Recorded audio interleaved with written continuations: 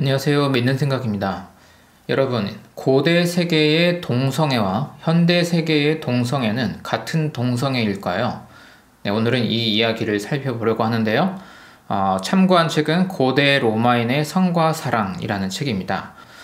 자, 여기서 고대 로마인 그리고 동성애 하면은 떠오르는 성경 구절 이야기가 있습니다. 네, 1세기 중반에 이제 사도 바울이 로마에 쓴 편지를 로마서라고 하는데, 로마서의 시작 부분에 이런 문구가 있기 때문이죠.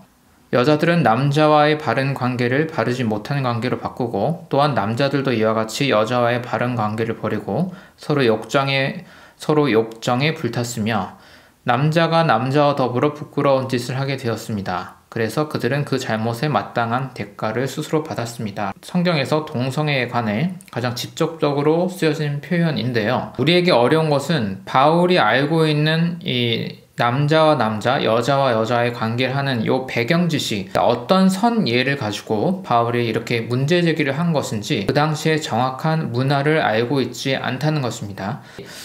그래서 이 바울이 편지가 쓰여졌던 시대 2000년 전이죠. 그 당시에 고대 로마 문화에서 성과 사랑에 관해서는 어떤 사회 문화적 이해가 있었는지를 살펴보려고 하는데요. 한글로 번역된 책에서 이 주제를 다룬 책은 제가 찾아보기로 요거밖에 없는 것 같아요. 고대 로마인의 성과 사랑. 이 색깔도 약간 빨간색이어서 제가 사실 이 책을 사놓고 오랫동안 읽지 못했습니다. 제가 그래도 교회 일하는 사람이고 너무 이렇게 빨간 책을 읽어도 될까 고민하다가 그래도 이제 몇 달 정도 시간이 지나고 저도 이제 기도로 충분히 준비를 했기 때문에 읽어봤는데요. 이 책이 아주 이상한 책이 아니다라는 것을 말씀드리기 위해서 살짝 소개를 해드릴게요. 쓴 사람은 알베르토 안젤라라는 사람이고요. 이분이 이제 고대 로마 제국에 관한 책들을 몇 권 썼습니다. 그래서 고대 로마인의 24시간, 요것도 아마 제가 사서 살펴보고 싶은데요. 네, 이탈리아에서는 15만여 부가 팔린 베스트셀러라고 합니다. 저도 최근에 책을 썼는데 15권 팔릴지 모르겠어요. 15만 부나 팔았다고 하니 좀 부럽네요. 여기 보면은 로마의 역사, 군대, 폼페이, 여러 황제 이야기 다룬 책은 많지만 고대 로마인의 사랑, 오늘날 현대의 주제로는 이제 젠더와 섹슈얼리티라고 할 수 있는 그런 분야를 전문적으로 다룬 책은 정말 극소수다라고 나와 있는데요. 사실 있습니다. 제가 이제 이 책을 읽고 조금 학술적이고 전문적인 책들도 살펴봤는데요. 이 책의 내용과 크게 다르지 않았습니다. 이제 클래식한 로마 문화나 그리스 문화 이런 걸 가르치는 사람들이 개인들의 젠더 섹슈얼리티를 다룬 전문적인 교수들의 책들도 살짝 봤고, 거기에 입각해서 제가 이 책에서 조금 표현을 조정해야 될 것이 무엇이 있는지도 말씀드릴게요. 그러니까 이분이 대학에서 가르치거나 이런 것까지는 아니지만 고대 로마에 관해서 발굴 작업에도 참여하고 이런 책들도 많이 썼고 이탈리아에서 베스트셀러 작가다, 이렇게 이해하시면 될 것 같아요.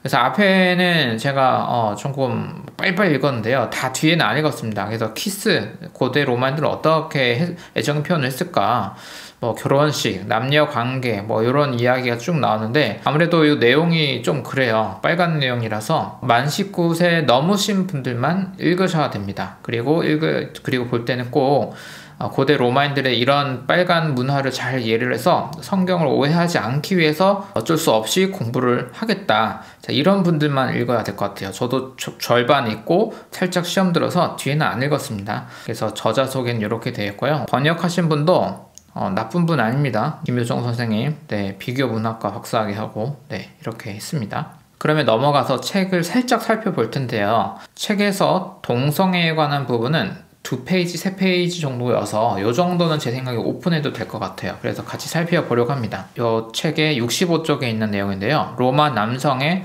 양성애적 폭력이라고 되어 있죠. 자, 첫 번째 문장입니다. 로마 시대의 남성은 양성애자였다. 자, 충격적이죠. 지금 이 문장이 하고 싶은 내용은 맞는 말이에요. 제가 다른 서적들도 쭉 살펴봤는데요. 근데 이 표현이 정확하지가 않습니다. 이 양성애자라는 표현을 사실은 쓰면 안 되긴 해요. 그것은 제가 나중에 다시 설명드리겠습니다. 자, 이게 무슨 말이냐? 로마 시대의 도덕, 정치사회 문화입니다. 그것은 사내 아이를 이런 방향으로 교육하고 이끌었다. 문화가 그렇다는 것입니다. 자, 이게 깜짝 놀랄 수도 있는데 2000년 전의 사정은 달랐다. 이게 아까 바울이 로마에다가 편지 글을 쓸 때, 교회에 편지 쓸 때, 자, 어떤 사람들은 남자 막 이런다더라. 이제 이런 비판을 하잖아요. 그게 이 세계관이 다르다는 거예요. 그걸 이해하려면 로마인들의 정신세계에 들어가야 한다라는 것입니다. 로마의 정신세계의 키워드는 지배자입니다. 지배. 자, 여기서 로마는 굉장히 가정이 중요한 세계관이에요. 거기서 이 모든 가정의 가장, 그러니까 아내도 있고 노예들도 있고 여러 가문들이 있는 거거든요. 그 가문의 대빵, 가장을 파테르 파밀리아스라는 표현을 합니다. 자, 그 가장, 남성 가장을 파테르 파밀리아스라고 하는데 이 사람의 지위는 엄청났습니다. 아내와 자식들과 노예들을 함부로 할 수 있고 죽일 수 있고 이런 가정 안에서의 반신적 존재라는 것이죠. 네, 지금의 세계관에서는 맞지 않는 이야기예요. 그래서 이런 세계관 안에서 이 로마의 남성성의 중요한 가장 포인트는 마초적인 거예요. 자, 이 마초적인 거라는 것은 과도한 남성 이미지고 폭력적인 지배자의 의미를 부정적인 의미를 담은 마초성인데요. 자, 마초적인 것, 지배자적인 것 이거랑 자 동성애가 무슨 관련이지? 양성애가 이게 무슨 관련일까? 라는 데서 이제 여러분이 퀘스천 마크를 가지고 보셔야 합니다. 자, 요 단락을 읽어볼게요. 자, 그러나 남자로서의 역할을 과시하기 위해서라면 여자들을 지배하는 것으로 충분했을 텐데 왜 로마 사내는 뚜렷한 이성애자가 아니라 동성애자가 되어야 했을까? 자, 여기서도 이 동성애와 현대 동성애가 같은지 아닌지 여러분이 판단해 보시길 바랍니다. 자, 왜냐하면 지배에 대한 남성의 생각은 여성을 뛰어넘었기 때문이다. 요컨대 모든 것을 지배해야 했다. 로마 남성은 승리자가 되어야 하며 자신의 의지를 모든 사람들에게 부과해야 한다고 생각한다. 적국의 백성에게는 무기와 법을 통해서, 다른 로마인들에게는 재산이나 사회적인 신분을 통해서, 하층민들에게는 여기서 성생활을 통해서 말이다.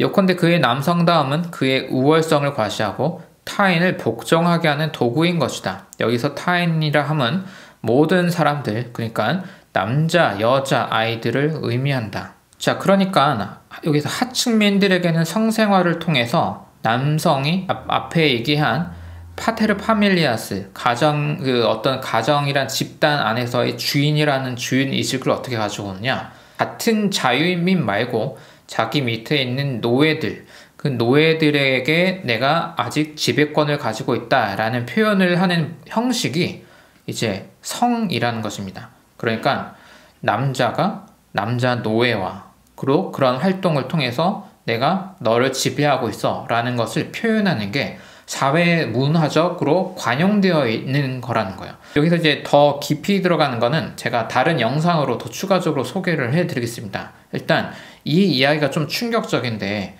이게 고대 로마 세계의 젠더 섹슈얼리티를 연구하는 가장 전문적인 지식인들이 모두 동의하는 내용이에요. 자, 그래서 여기도 살짝 나오는데 에바 칸테렐라 교수나 여기 보면 폴 벤 교수 이 두 분의 컨텐츠는 제가 못 찾았습니다. 그래서 이 남성성을 폭력적인 남성성이라고 합니다. 그래서 밑에 보면 자, 에바 칸타렐라 교수의 말처럼 로마 시대의 남자는 성적으로 절대 순종적인 자세를 취하지 않는다. 그러니까 수동적, 자, 성적인 관계를 할 때 수동적인 입장에서 취하지 않는다라는 거죠. 왜냐하면 그거는 지배자로서의 남성성과 상충하기 때문에 그렇습니다. 이게 좀 더 가면 이제 이 고대 세계의 문화입니다. 지금 우리 현대인들이 이해하기 어려워요. 뭐냐면 로마인들은 전쟁을 했을 때 패배한 적군의 병사들과 남자끼리의 성행위, 남색행위를 하는 관습이 있다라는 것입니다. 근데 조금 전문 자료로는 로마 군인, 자기 군인들 안에서는 안 됩니다. 네, 여기서는 좀 문제가 있는 거고, 자, 적군, 그리고 집 안에서도 같은 자유인들끼리는 남성끼리 하면은 안 됩니다. 그 로마 세계에서 파문이에요. 그러니까 우리가 현대인들의 세계에서 동성애라고 하는 건 동등한 자유를 가진 존재가 서로 이제 성적인 지향점을 가지고 있고, 특히 이제 양성애라고 하면은 다른 성 정체성을 가진 사람에게 성적 끌림을 가져야 하지만 같은 성을 가진 사람에게도 성적 끌림을 가지는 사람을 양성애라고 하죠.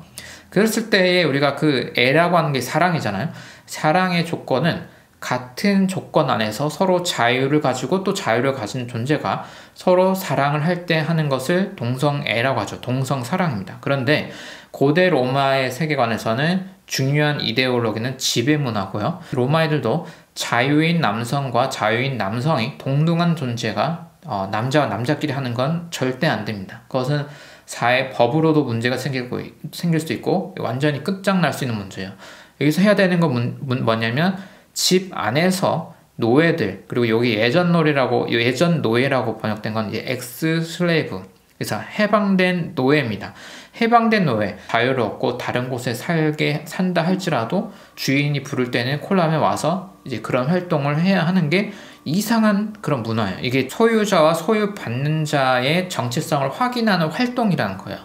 그래서 해방 노예들은 해방되었어도 이전 주인들과 주종 관계를 유지했다. 성적인 활동이 포함된 이것은 제가 다른 이쪽 분야의 교수들의 글들을 봤을 때도 이런 표현들이 있었어요. 자, 처음에 했던 질문, 왜 로마인들은 자신의 아들을, 그러니까 이제 파트리 패밀리에로 키우려고 하는 어느 정도 자유인 로마 남성 교육 시스템이라는 거예요. 왜 양성애자로 키웠냐? 그러니까 왜 여성과 결혼해서 그 큰 가정을 잘 꾸리면 되는데 왜 자기 밑에 있는 수많은 노예들 중에 남성들과도 그런 활동을 해야 하게 교육했냐라고 하는데, 그것은 단순한 쾌락 문제가 아니라 문화적이고 정치적 이유 때문이었다라고 할 수 있는 것이죠.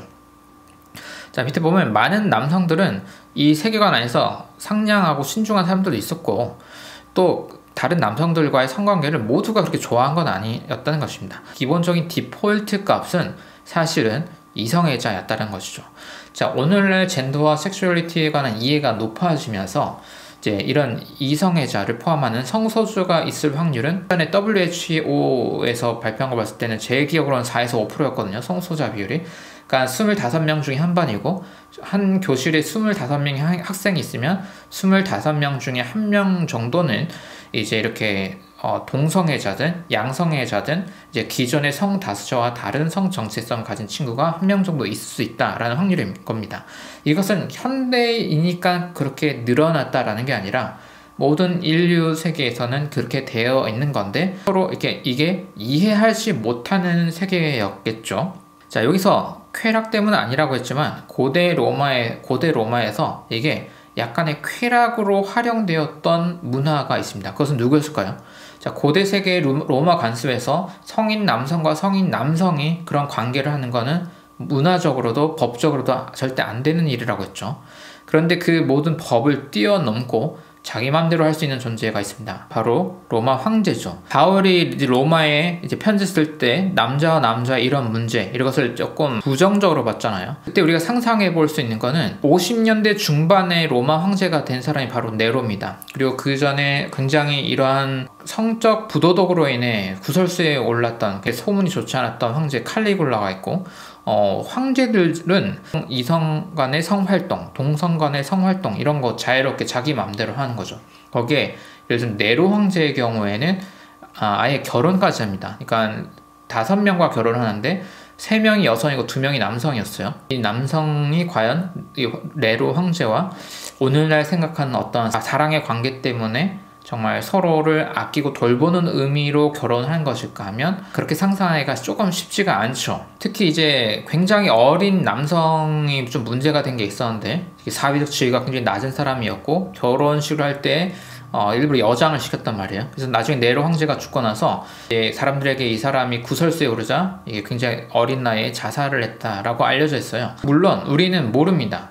네로 같은 경우에는 오늘의 현대의 젠더 섹슈얼리티적 맥락에서 정말 남성에게도 그런 친밀감과 공동의 삶을 생각할 수 있는 그런 양성애적 기질을 가진 사람인지는 알 수가 없어요. 하지만 고대 로마의 정치문화 세계관 안에서 그 정신구조에서는 이것은 하나의 지배 욕구가 굉장히 중요한 문제였다는 거죠. 상대방을 돌보고 함께 살아고 이런 문제가 아니라는 거예요. 그러니까 황제들은 이렇게 법적인 초법적 능력으로 모든 걸 뒤틀어서 결혼하고 막 이럴 수 있는데, 일반인들의 세계에서는 그런 세계가 아니라 이제 하나의 가정을 꾸리는 남성으로서 결혼을 하는 것은 오로지 이성관계 안에 사는 거고, 자, 동성관계에서의 관계라는 것은 그 가정 안에서 노예들 그리고 그것을 컨트롤하고 지배를 하고 있다는 것을 표현해야 할 때 그럴 때 그런 방식으로 동성 간의 그런 활동을 했다는 것입니다. 하지만 여기 나왔듯이 그렇다고 해서 그게 가능하다는 것이 모든 로마 남성들이 그걸 즐겨했거나 뭐 그러진 않았다는 거예요. 다만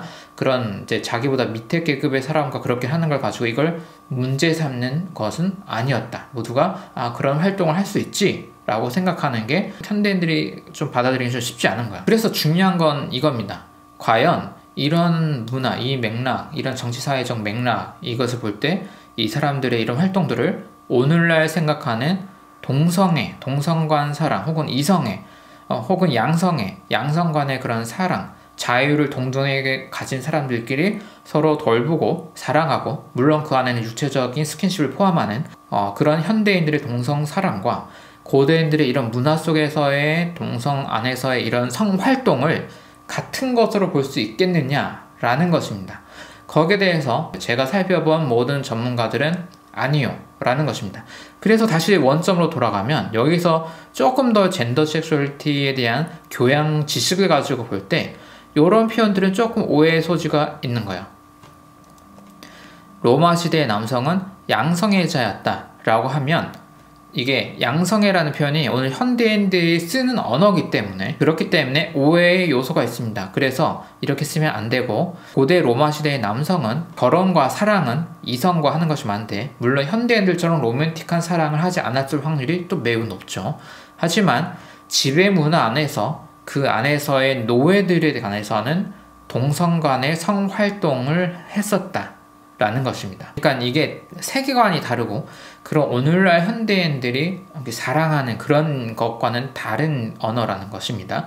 그래서 호모섹슈얼리티라는 표현을 1세기 상황에서 쓰는 것은 넌센스다 라는 것을 말씀드립니다. 자, 그러면 다시 이 본론으로 돌아가서 네로가 황제가 되었을 때가 1세기 중반이고, 제가 앞에서 혹시 실수했을지 모르겠습니다. 바울의 로마서는 바울이 활동한 후반부에 쓴 편지이기 때문에 적어도 이제 60년대의 글로 보여줄 수 있어요. 그러니까 네로가 충분히 활동하고, 그러한 그 네로뿐만 아니라 그 전에 로마 황제들의 마초적 어떤 성적인 활동들, 폭력적 지배 활동들, 문란한 이성 간의 관계뿐만 아니라 동성을 포함해서 지배적인 성활동을 하는 그러한 이상한 루머들까지 바울이 들었을 수 있는 그 세계관 안에서는 이런 표현들이 바울이 충분히 할 수 있는 이야기죠. 그리고 고대 이제 유대 문화에서는 남성 주인이 남성 노예들을 함부로 이렇게 성적인 활동을 한다거나 이래서는 안 되는 게 당연한 문화 세계입니다.